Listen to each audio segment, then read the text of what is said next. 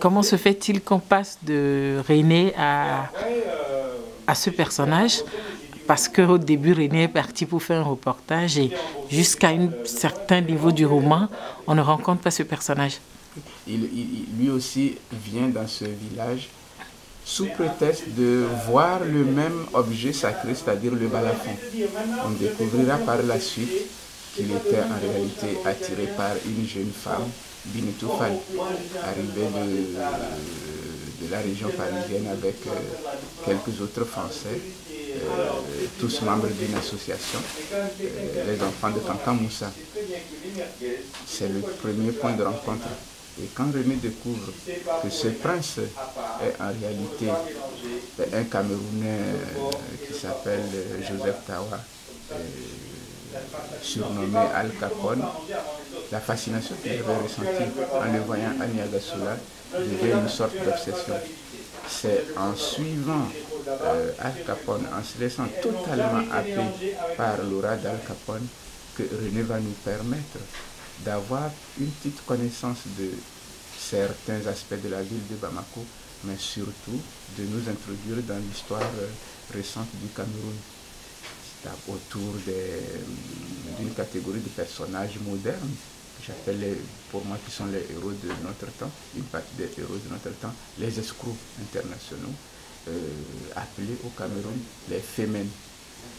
René découvrira que Al Capone est l'élève de peut-être celui qui a été comme le roi des escrocs des Femen, Donatien Coigny.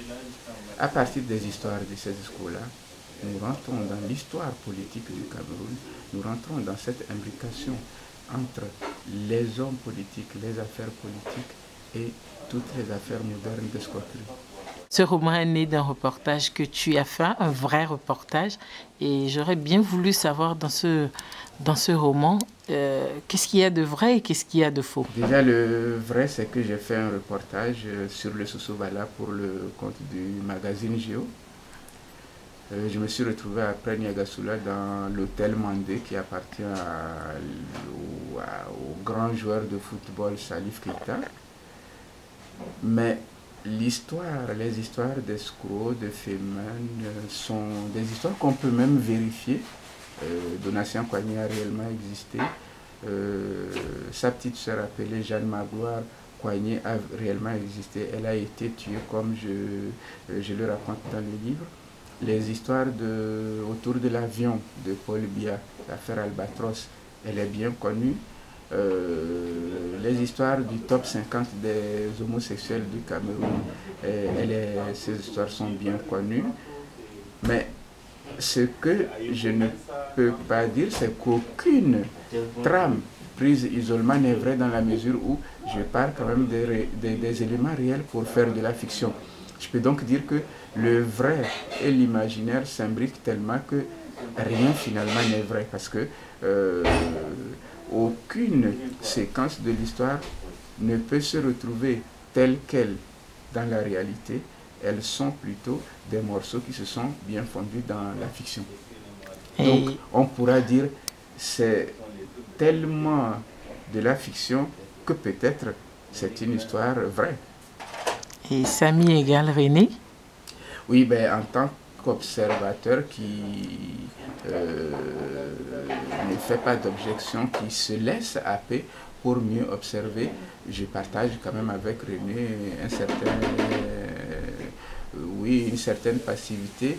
La grande différence est que en le faisant volontairement, je sais moi où m'arrêter.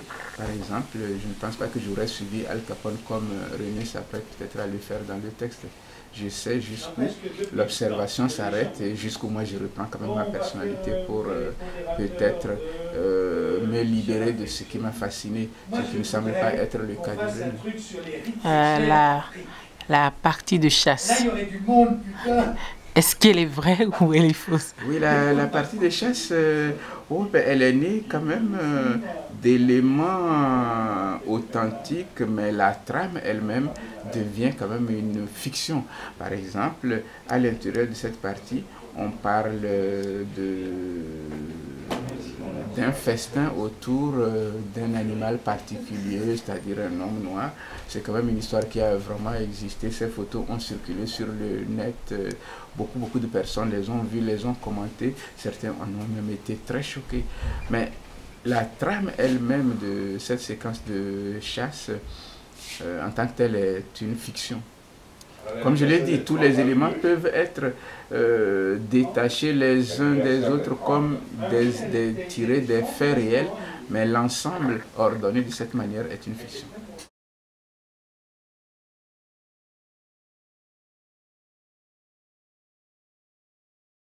C'est vrai que j'ai commencé par le Togo. Le tout premier, c'est au Togo, Femme infidèle. Et cette fois-ci, comme je le dis, j'ai fait un grand détour. L'Amérique latine m'a suffisamment nourri et j'ai décidé quand même de retourner sur ce continent.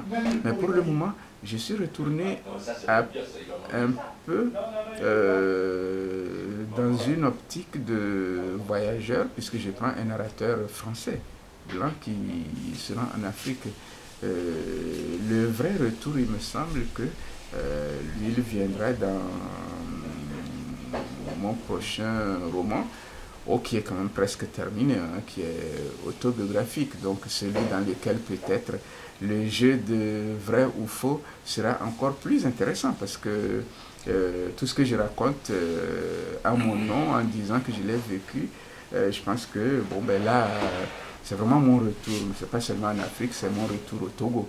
Dans mon village à Lomé, c'est mon retour au Togo. Lui, il est autobiographique, c'est-à-dire peut-être le plus éloigné possible du vrai.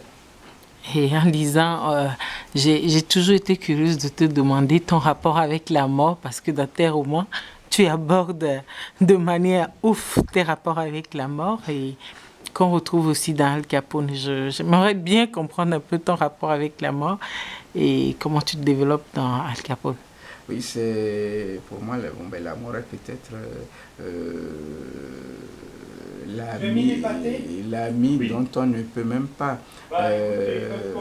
remettre en cause la fidélité.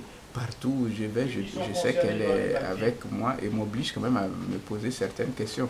Je suis libre quand même de faire ce que je veux, je suis tout à fait libre, mais en même temps, quand je pense à cet ami fidèle qu'est la mort, je sais quand même que je vis avec une interrogation permanente, cette mort qui me suit, qui m'est fidèle, dont je ne sais pas les vraies intentions.